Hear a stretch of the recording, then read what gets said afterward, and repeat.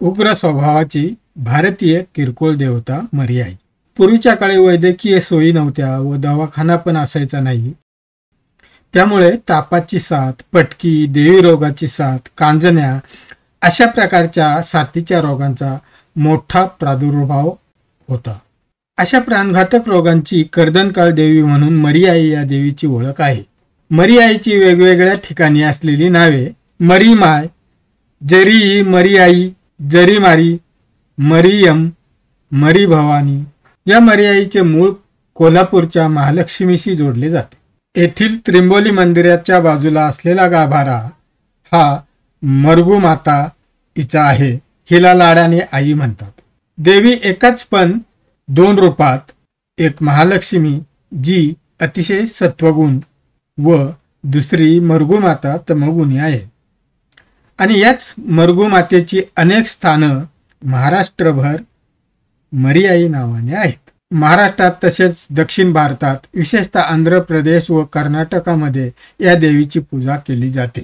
मरियाईचं ठिकाण गावात एका कोपऱ्यावर किंवा गावाबाहेर झाडाखाली असते. त्याची प्रतिष्ठापना मंदिरातच करावी असा काही नियम नाही. तिचा पुजारी सहसा पोतुराजा किंवा पोतराज म्हणतात. असे हे पोतराज मरियाईचा देवारा घेऊन गावोगावी जात असतात. ही देवी रोगराईपासून गावाचे रक्षण करते अशी समजूत आहे. गावात आलेल्या साथीच्या शमनार्थ मरियाईचा गाडा गाव सीमेपर्यंत नेला जातो. मंगळवारी किंवा शुक्रवारी हा गाडा गाव सीमेपर्यंत नेण्याचा विधी होतो. त्यामुळे गावातील साथ सीमेपार जाते अशी लोकश्रद्धा आहे. दक्षिण भारतातील पोलेराम्मा नावाची ग्रामदेवता ही मरियाईचेच रूप असून तिच्याबाबत रेड्याशी तिची झुंज झाल्याची कथा रूढ. प्रियाची पायपीट या यूट्यूब चॅनलला सबस्क्राईब करा. आपल्या वाडेदरा येथील मरियाई देवी ही डोंगरावर बसलेली आहे. प्राचीन काळातील हेमाडपट्टी पद्धतीने अखंड दगडात बांधलेले हे मंदिर आहे. या डोंगरावरच्या देवीचे स्थान हे डोंगराच्या पायथ्याशी असलेल्या शेटेवाडी, भगतवाडी, सुरकुलवाडी आणि सुपेवाडी या वाड्यांपासून समान अंतरावर आहे. पूर्वीपासून सुपेवाडी येथील भाविक देवीची पूजा करत आले आहेत. म्हणूनच सुपेवाडी येथील तरुण मंडळाने पुढाकार घेऊन देवीच्या मंदिराचा जीर्णोद्धार करण्याचा निर्णय घेतला. लोकवर्गणी तसेच काही दानशूर भाविकांनी विशेष मदत केली आणि हे काम देवीच्या कृपेने आज पूर्णत्वास आले. नंतर परिसरातील इतरही दानशूर भाविक पुढे आले, परंतु तोपर्यंत आर्थिक अडचण राहिली नव्हती. ही सर्व देवीचीच कृपा. कालांतराने या देवीला खोकल्या आई असे म्हणू लागले. का बरे? जसजसा काळ पुढे सरकत होता तशा वैद्यकीय सेवा मिळू लागल्या. दवाखान्याची सोय झाली. साथीच्या रोगांवर रामबाण उपाय सापडले. म्हणूनच आज या जुन्या साथीच्या रोगांचा नायनाट झाला. पण ताप आणि खोकला आजही माणसाचा पिछा सोडत नाही. ताप आणि खोकल्याच्या त्रासावर या देवीची उपासना केल्यावर गुण येतो असेही म्हणतात. म्हणूनच कालांतराने या देवीला खोकल्या आई असे म्हणू लागले. जुने रोग संपले असले तरीही अलीकडेच आलेल्या कोरोना या आजाराची गणना यामध्ये करता येईल. त्यावेळी सुद्धा भाविकांनी संकट निवारणासाठी देवीची प्रार्थना केली. फक्त ग्रामीण भागातच नाही तर पुण्यात सुद्धा अनेक ठिकाणी मरियाई देवीची मंदिरे आहेत व तेथे पूजा केली जाते. आपल्या इथे असलेल्या मरियाई देवीला आता खोकल्याई म्हणतात. तिचे हे सभामंडप बांधण्यापूर्वीचे दृश्य.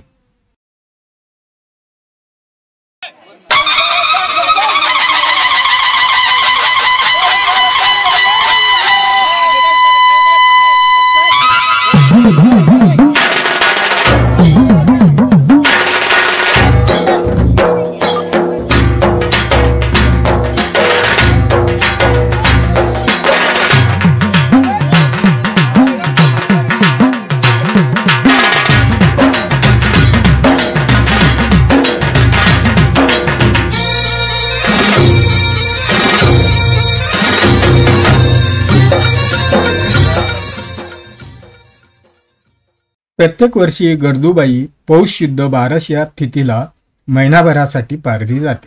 परतीच्या प्रवासात भगतवाडीपासून पालखीचा खडतर डोंगर प्रवास सुरू होतो.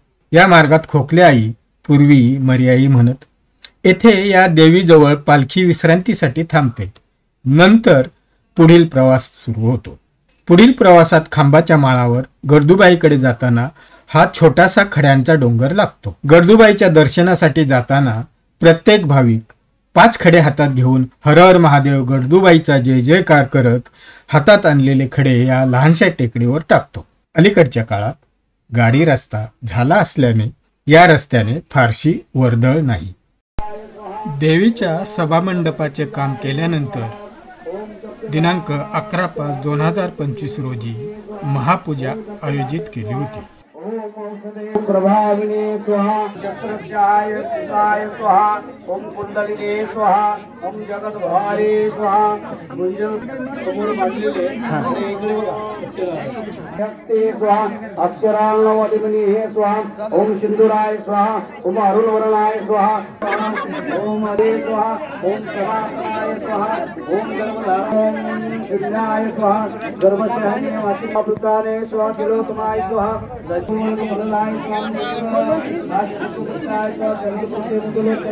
प्रियाची पायपीट या यूट्यूब चॅनलला सबस्क्राईब करा।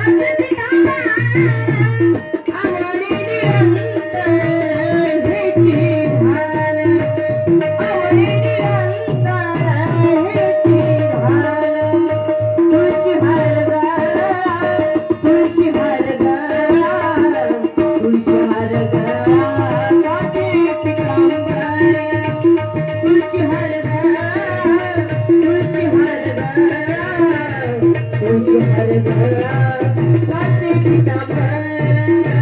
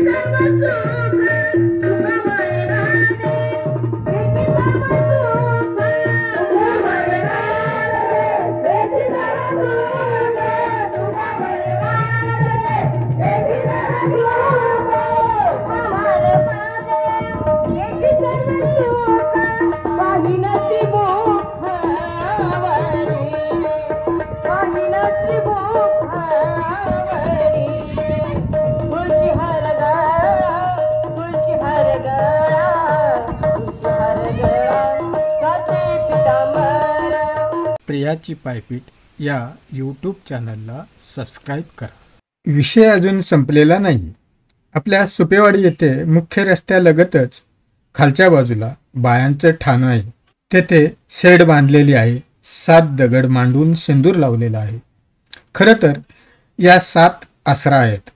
यांना अनेक ठिकाणी वेगवेगळ्या नावाने ओळखले जाते. मोठी बाय म्हणजेच बाया, मावलया, मावल्या अशी नावे आहेत. या पाणवठ्याच्या ठिकाणी असतात. गोवर कांजण्या लहान मुलांना आल्या तर 7 दिवसांनी या देवीचं पाणी घेऊन बालकांना आंघोळ घातली जाते. यांच्याबरोबर म्हसोबा हा रक्षक असतो. आपल्या सभोवताली परिसरात अशी अनेक दैवते आपले रक्षण करत असतात. विषय फार मोठा आहे, परंतु थोडक्यात सांगण्याचा प्रयत्न केलेला आहे.